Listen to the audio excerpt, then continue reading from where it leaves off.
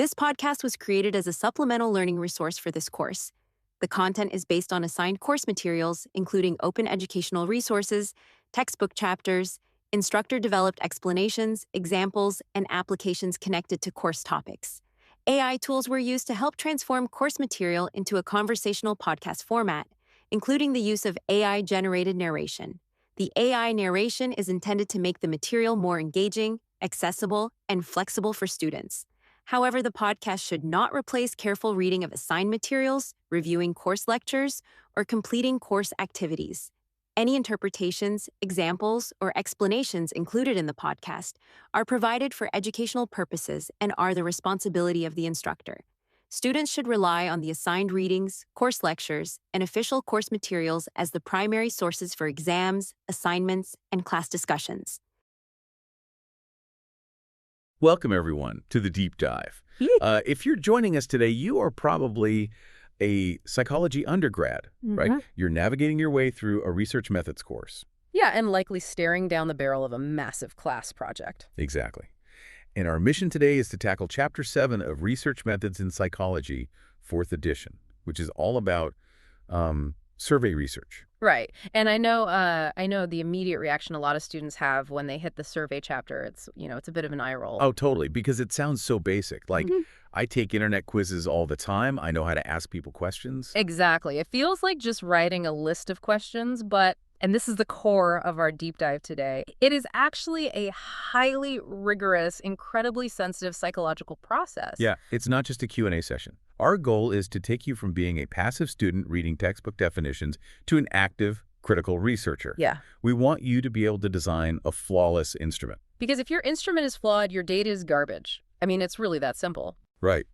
And to be your guide through this, I'm going to be stepping into the shoes of the student, asking the questions you're probably thinking of, and we have our expert here to patiently break it all down for us hopefully without burying us in dense jargon. I will do my best to keep the jargon to a minimum, yes. Awesome.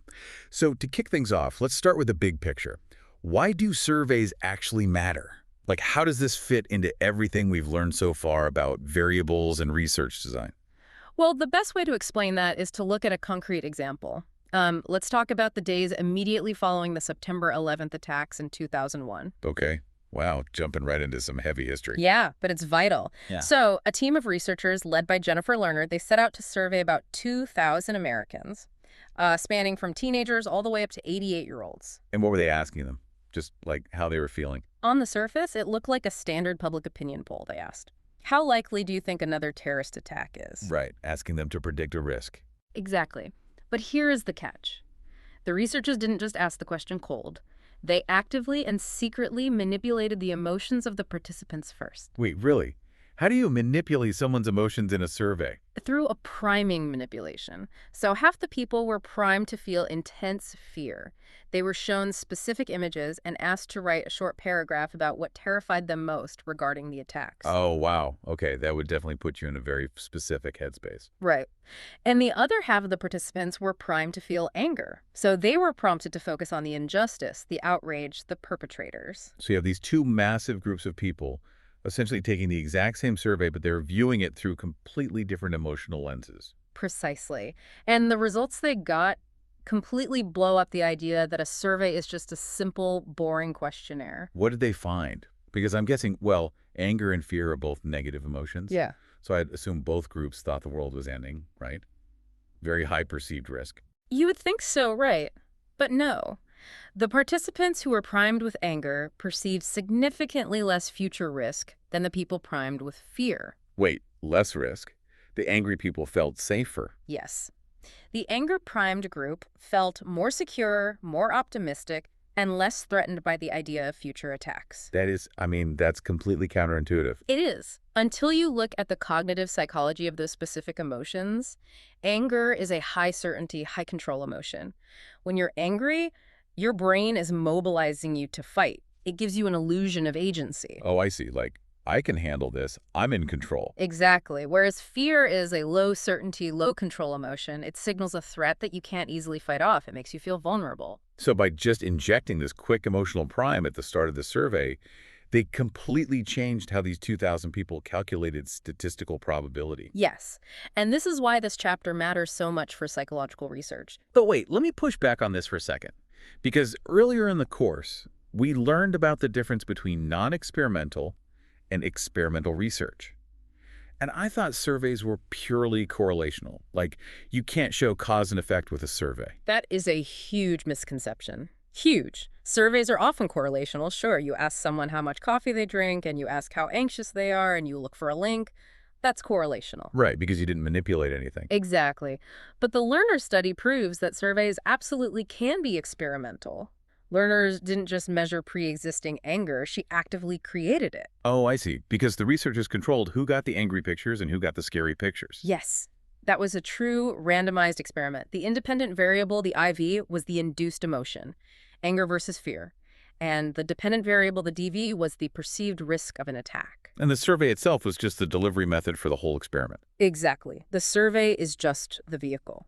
And this brings us to another huge concept from earlier in the course: operational definitions. Right, because perceived risk is, it's an abstract concept. It's a construct. You can't put a tape measure around someone's perceived risk. You can't. You have to translate that invisible, abstract construct into a hard number. That's what an operational definition is. So, Lerner operationally defined perceived risk as the numerical rating a participant selects on a scale, say from 1 to 7. Okay, so if the wording of that specific survey item is bad, like if the question is confusing, then your operational definition is broken. Yes. And your entire study collapses. If your question is confusing, you aren't measuring perceived risk anymore. You're just measuring how confused the participant is. Wow. Okay, so that really elevates the stakes here. A survey is a sensitive scientific instrument. So what actually happens, physically or cognitively, when a person reads the survey question? I love this question because the textbook lays out a 5-step cognitive model, figure 7.1 in the text. And every single participant goes through these 5 steps, mostly unconsciously, to answer just one item. 5 steps. That sounds like a mental obstacle course. It really is. And if they trip on any of those 5 hurdles, you get measurement error. Let's walk through it using an example from the text, a very common question. How many alcoholic drinks do you consume in a typical day? Okay. How many alcoholic drinks do you consume in a typical day? Seems simple enough. I've definitely answered forms with that exact question. Right. And you probably had options ranging from a lot more than average to a lot fewer than average. But let's freeze time right as the participant reads that sentence. Step 1 is question interpretation. Okay, so just figuring out what the words mean. Yes, and immediately there's ambiguity. What exactly counts as an alcoholic drink? Oh, like does a huge glass of wine count as 1 drink or 2? Or what if I had a sip of my friend's beer? exactly. And what does typical day mean? If you're a college student, a typical Tuesday might involve 0 alcohol, but a typical Saturday involves a massive tailgate party. So right off the bat, if the participant thinks typical day means typical weekend, and the researcher meant an average over the whole month, the data is completely ruined. Ruined before they even try to answer. But let's say they interpret it the way you want. Now they move to step 2, information retrieval. They have to search their memory. Which memory is terrible. We know that from the memory chapters. It is highly reconstructive and deeply flawed. The mistake researchers make is assuming people use episodic memory for these questions, like they mentally open a spreadsheet and count every drink they had last week. Nobody does that. Yeah. I don't even remember what I had for breakfast on Thursday. Right. Instead, people use semantic memory. They access their general self-concept. I'm not a heavy drinker. I'm a moderate social drinker. And they might use the availability heuristic. Remind me, what's the availability heuristic in this context? It's when your brain grabs the easiest, most available memory. So if you went to a huge wedding 2 days ago and drank way too much, that memory is very available. It's right at the front of your mind. Oh, so you'll overestimate your daily average because that one wild night is skewing your memory search. Exactly. So they've retrieved some memories. Now we hit step 3, judgment formation. This is the mental math. Oh no, I hate mental math. Most people do. They have to take these fragmented memories, say 3 beers on Friday and 1 on Sunday, and divide 4 drinks by 7 days to get a daily average. Who is doing fractional division while taking a survey on their phone? No one. No one. Because human beings are cognitive misers. Our brains are designed to conserve energy, so we engage in a process called satisficing. Satisficing, like satisfy and suffice smashed together. Yes. Instead of doing the hard work to find the perfect answer, you pick the first answer that seems good enough. You feel the friction of the math and just think, yeah, I don't drink that much. Which perfectly leads into step 4, response formatting. Now I have this vague feeling of, I don't drink that much, and I have to map it onto the multiple choice options you gave me. And those options were a lot more than average, somewhat fewer, a lot fewer. This is awful. Because what does average even mean? Precisely. Average compared to who? The national medical average? Or average compared to your fraternity brothers? If my friends drink a 6-pack a night and I only drink 3 beers, I might say I drink somewhat fewer than average, but medically, that's way above the national average. So again, the participant is forced to satisfice and just guess. And finally, we arrive at step 5, response editing. This one is brutal for validity. Editing, like they change their answer at the last second. Yes. Because humans are intensely social creatures, we care deeply about impression management, so we get hit with social desirability bias. Oh, right.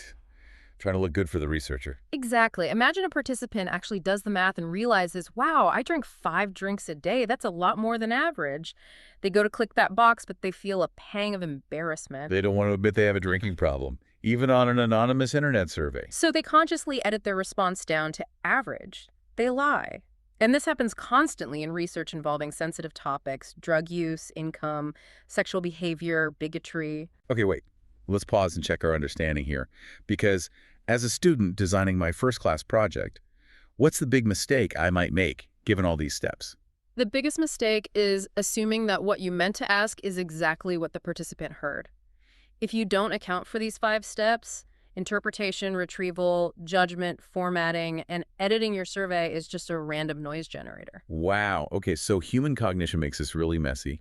How do we fix it? How do we design items that cut through all this cognitive fog? This is where we bring in the BRUSO model. BRUSO. It's an acronym for effective item writing. B-R-U-R. Okay, lay it on me. The B stands for brief. Keep it short. This is directly tied to working memory capacity. Right, because if a sentence is 3 lines long and full of commas, I've forgotten the start of it by the time I reach the question mark. Exactly. The textbook gives a hilariously bad example of a non-brief question.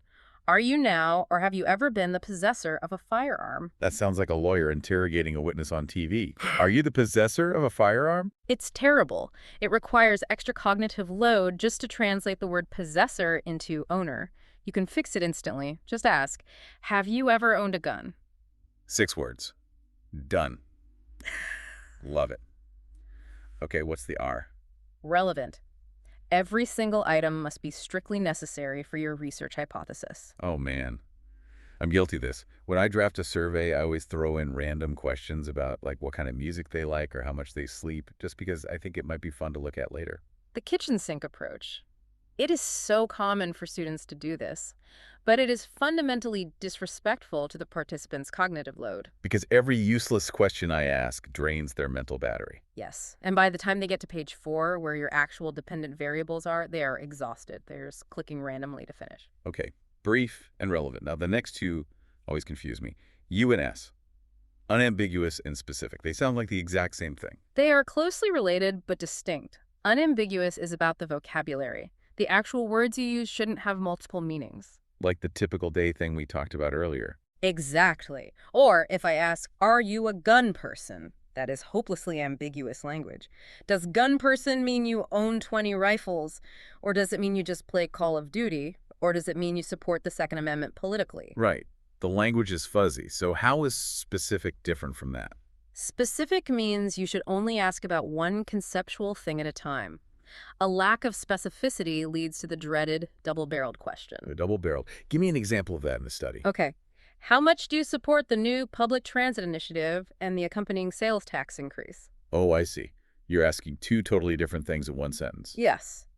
What if you desperately want better trains, but you absolutely hate sales taxes? How do you answer? I would know. I guess I just pick neutral. Which is terrible data. You aren't neutral. You are highly polarized on both halves of the question, but the survey forced you to average them out. The fix is easy. Split the barrels, ask one question about transit and a completely separate question about the tax. That makes total sense. Keep it singular. Okay, and the final letter, O. Objective. Objective questions do not reveal the researcher's own bias. They don't lead the participant. So no leading questions like, don't you agree that this tax is a terrible idea? Right, because if you use evaluative words like terrible or money wasting, you trigger step 5, response editing. The participant senses what you want them to say and they conform to it to avoid judgment. So a good BRUSO question is brief, relevant, unambiguous, specific, and objective. That's the text of the question itself. But we also have to talk about the response options, because this is where I get really tripped up. I'm talking about Likert scales versus rating scales. Yes, the terminology here is constantly misused. I'm 100% guilty of this. If I see a slider from 1 to 10, or a scale from not at all friendly to extremely friendly, I just call it a Likert scale. Most people do, but it is technically incorrect, and the distinction matters psychometrically.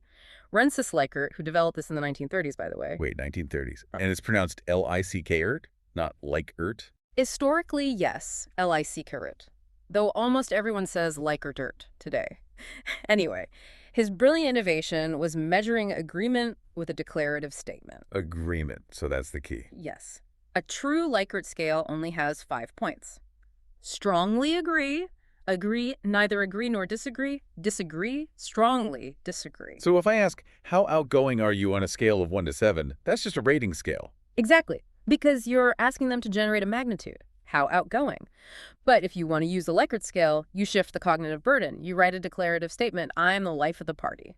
And then they just tell me how much they agree with that statement. Yes. Psychologically, it's much easier to evaluate your resonance with a statement than to pull a number out of thin air. And why exactly 5 points? Why not, like, a 100-point slider for maximum detail? Because human cognitive resolution isn't that fine. The difference between a 72 and a 74 on a 100-point slider is psychologically meaningless.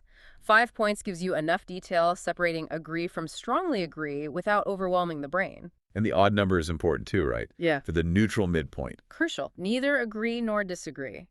Some researchers try to force a choice by using a 4-point scale, getting rid of the neutral option so people can't sit on the fence. That seems like a good idea, though. Make them take a stand. It seems good until you realize that sometimes people truly don't have an opinion. If they know nothing about a topic and you force them to agree or disagree, they are essentially flipping a coin. You're generating fake data. Let them be neutral if they are neutral. Okay, that is a great tip. But let's say I'm building a 10-item Likert survey to measure self-esteem. Yeah. I can't just make all 10 statements positive, right? Like, I'm smart, I'm capable, I'm great. No, you definitely shouldn't. If you do that, you invite acquiescence bias. Acquiescence bias, is that just yay-saying? Like when people just blindly click agree all the way down the page? Exactly. It's the cognitive misers striking again. They don't even read the questions. They just click the right side of the screen to finish faster. So how do we stop that? You introduce negatively worded items. You mix them up. Item 1, I feel I have a number of good qualities. Item 2, all in all, I am inclined to feel that I am a failure. Oh, so that they are blindly clicking strongly agree to everything. The data will show that they think they're awesome, ain't he a total failure at the exact same time. It's a trap. It acts as an attention check, yes.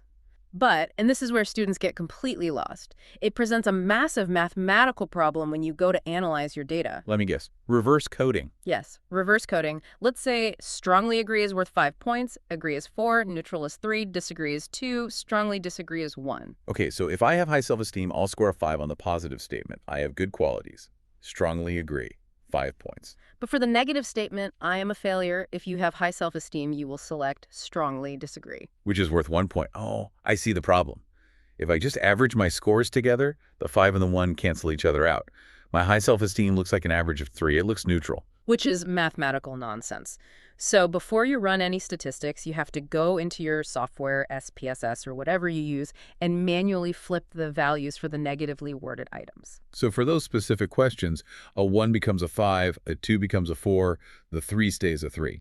Exactly. You mathematically invert the scale so that a high number always points toward high self-esteem, regardless of how the sentence was written. If you forget to reverse code, your final paper will be completely wrong. Okay, that is a vital tool for the listener to remember. Now, what about the order of the questions? Does it matter which question comes first in the whole survey? It matters immensely. We call these context effects or item order effects. The order can actually change the psychological reality of the answers. Because it primes them. Yes. When you answer a question, you pull specific memories into your working memory. They don't just vanish when you click next. They linger and color the next question. Give me a real-world example of that. There's a famous demonstration with life satisfaction. Researchers asked participants two questions. First, how satisfied are you with your marriage? Second, how satisfied are you with your life overall? Let me guess. People just basically gave the same answer twice. They did. The correlation was incredibly high because the first question anchored their definition of life strictly to their marriage. You brought all their marital joy or frustration to the front of their mind. And they were just too cognitively lazy to think about their career or their health. They just used marriage as a proxy for everything. That's called an assimilation effect. But here is the crazy part. If you simply flip the order, ask about general life satisfaction first and marriage second, the correlation drops significantly. That is wild. The exact same two questions just swapped and the data changes completely. So how do we defend against this in our own studies? You funnel your survey, put your most critical core-dependent variables at the very beginning, before anything else can prime them or fatigue them. What about demographics? Age, gender, race, income? Usually, forms ask for those right at the top. In marketing, yes. In psychology, no. Put demographics at the absolute end of the survey.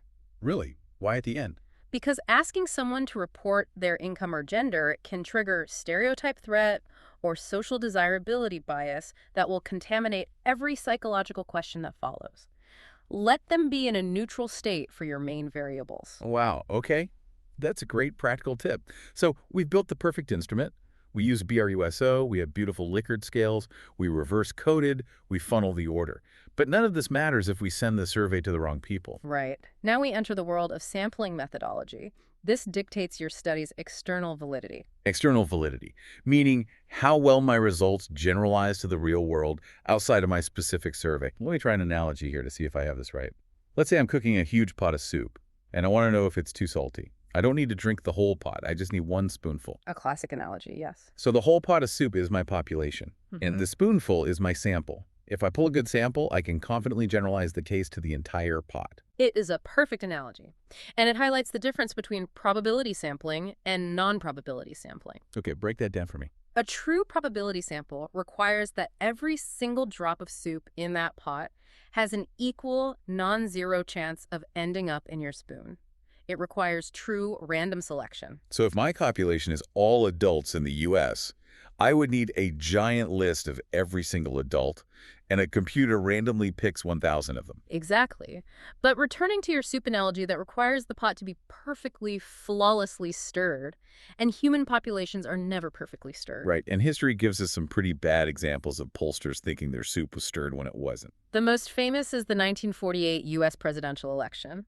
Thomas Dewey versus the incumbent, Harry Truman. Every major pollster predicted Dewey would win in a landslide. The Chicago Tribune even printed the headline, "Dewey defeats Truman," before the votes were counted. And Truman won. I've seen that picture of him holding the newspaper and laughing. How did the pollsters get it so wrong? They used a flawed non-probability method called quota sampling, and they let their interviewers introduce massive unconscious bias. Quota sampling, like they had to get a certain number of specific people. Yes.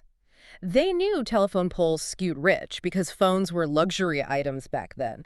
So they told interviewers to go out on the street and meet strict quotas. Find 10 men, 10 women, 5 factory workers, 5 bankers. They tried to make the sample look exactly like the census. That actually sounds really smart. Like they are artificially stirring the pot, making sure they get the right ratio of carrots and potatoes in the spoon. It sounds smart, but the fatal flaw was that the human interviewers got to choose who they walk up to within those quotas. Oh. And people are intimidated by strangers. Exactly. Interviewers naturally gravitated toward people who looked approachable, well-dressed, and safe. So when they needed a blue-collar worker, they unconsciously picked the wealthiest-looking, most established blue-collar worker they could find. So they didn't stir the pot at all. They just skimmed the absolute top layer off of every demographic group. And that top layer happened to vote Republican. Yes. They had massive sampling bias. The initial pool of people was skewed. And this is exactly what student researchers face. Because you, as an undergrad, do not have the money to do true probability sampling. No, I definitely don't. I'm just going to use convenient sampling. I'm going to post the link on my Instagram and in my dorm's group chat. Which is totally fine for a class project. But you have to identify your exact sampling frame. What's the difference between my population and my sampling frame? Your population is who you want to talk about, say, all college students. Yeah. Your sampling frame is the actual list of people who even had a chance of seeing your survey. Okay, so if I post it in the University Honors College Facebook group, my sampling frame is just honor students on Facebook. Yes, and you must critically analyze the bias there. Honors students have different GPAs, different stress levels, different habits than the general student body. You cannot claim your results apply to all college students. You have to acknowledge your sampling bias in your final paper. That makes sense. Acknowledge the limitations of the convenience sample. Now, earlier you mentioned a second monster hiding in the data, non-response bias. How is that different from sampling bias? Sampling bias happens when you pick a skewed group to start with. Non-response bias happens after you send the invitations. Okay, give me a scenario. Let's say a miracle occurs. You get a perfect, totally random list of 1,000 university students. Zero sampling bias. You email them a survey titled Time Management and Academic Burnout. Very relatable topic, but I know for a fact if I email 1,000 students, maybe 150 will actually click the link. A 15% response rate. Pretty standard for an internet survey. Now here's the trap. You have to ask yourself, what traits separate the 150 who answered from the 850 who ignored you? Oh, wow. Think about the topic. Time management and burnout. The students who are currently pulling all-nighters, failing classes, and having breakdowns, they're not going to sit down and take a voluntary 20-minute survey. Exactly. They don't have the time. The only people who actually complete a voluntary survey about time management are the students who already have excellent time management skills. So my data comes back, and it looks like the whole school is totally relaxed and organized, but it's an illusion. It's an illusion caused by non-response bias. The people who needed to be measured systematically opted out because of the very variable you were measuring. That is terrifying. How do you fight that? You fight it by maximizing your response rate. Keep the survey brief. Send polite reminders. Offer a small incentive, like a chance to win a gift card. The higher the response rate, the lower the bias. Does the delivery method change this, like doing it on the internet versus in person? Absolutely. The textbook outlines 4 methods: internet, mail, telephone, and in person. And it's all about trade-offs. Internet is cheap and fast, which is why students use it, but response rates are terrible. What about in person? Like if I stand outside the dining hall with an iPad? In person has the highest response rate. It's hard to ignore a human being, but the trade-off is interviewer bias and a massive spike in social desirability. Oh, right. People won't admit to sensitive stuff if they have to look me in the eye. Exactly. There is no perfect method. It's always a trade-off. Research methods are about making strategic compromises and then transparently reporting your limitations. Okay, I want to consolidate everything we've talked about into a toolkit for the listener. Let's do a quick chapter review. First, what are the 5 major takeaways from Chapter 7? Okay, takeaway 1. Surveys are complex psychological events, not just simple Q&A sessions. Takeaway 2. The 5 cognitive steps. Interpret, retrieve, judge, format, edit, dictate the quality of your data. Takeaway 3. Use the BRUSO model. Brief, relevant, unambiguous, specific, objective. Respect the participant's cognitive load. Takeaway 4. A true Likert scale strictly measures agreement on a 5-point scale. It is not just any random rating slider. And takeaway 5, your delivery method and sampling frame will introduce unavoidable biases. Your job is to minimize them and acknowledge them. Awesome. Now let's rapid fire 5 quiz questions. I'll read the question, you get the answer. Ready? Righty, let's do it. Question 1. What was the independent variable in the Learner 9/11 survey study? Emotion. Specifically, whether participants were primed to feel anger or fear. Question 2. What step of the cognitive model involves social desirability bias? Step 5, response editing. Question 3. What does the B in BRUSO stand for and why does it matter? Brief. It matters because it reduces cognitive load and prevents working memory exhaustion. Question 4. Is a 1 to 7 scale from extremely unlikely to extremely likely a Likert scale? No, it is a rating scale. True Likert scales must measure agreement. Question 5. What is the difference between sampling bias and non-response bias? Sampling bias happens when choosing your initial pool. Non-response bias happens when certain types of people choose to ignore your invitation. Perfect. Now, to help students apply this to their actual class projects, what are 3 reflection questions they should ask themselves? First, look at your dependent variable. Can it actually be measured with a closed-ended scale, or is it so complex that you need open-ended, qualitative questions? Good one. Second, take your most complex survey item and walk it through the 5 cognitive steps. Imagine a tired, distracted participant reading it. Where will they get confused? Fix that friction. And third? Third, be brutally honest about your sampling frame. Who actually has the link to your survey, and what inherent biases does that specific group bring to your data? That is fantastic advice. Before we sign off, there's one last thing I want to bring up. The textbook image descriptions mention a really funny XKCD comic that I think perfectly captures everything we've talked about. Oh, yes. That comic is a brilliant distillation of the survey researcher's existential crisis. All right, so in the comic, someone is handed a piece of paper with a very simple survey question. Do you like me? And below it are two rigid checkboxes. Yes and no. And what does the respondent do? The character stares at the paper, realizes how impossible the task is, and instead of checking a box, they draw their own third checkbox. They tick it and they write, "There is as yet insufficient data for a meaningful answer." It is so funny, but it is deeply philosophical because it asks the ultimate question about what we're doing as researchers. We are trying to quantify the human soul, essentially. We spend all this time building pristine, perfectly worded 5-point Likert scales, reverse coding, and funneling item orders to prevent priming. We try to force the messy, chaotic reality of human emotion into these neat little diagnostic boxes. And the provocative thought I want to leave the listener with is this. When we force human complexity into these rigid parameters, are we actually measuring human reality? Or are we merely measuring how well a human being can adapt to our formatting? Wow. Are we capturing their true attitude, or just the shadow that their attitude casts when we shine our specific survey instrument on it? Exactly. It's a staggering reality check. You might execute the BRUZO framework flawlessly, but you must remain humble. Your data is a model of reality, not reality itself. That is the perfect note to end on. Carry that humility and that rigorous skepticism into your own research projects. Thank you for joining us on this deep dive. Take these tools, respect the invisible complexity of the mind, and go design an incredible study. We'll be back next time with another exploration.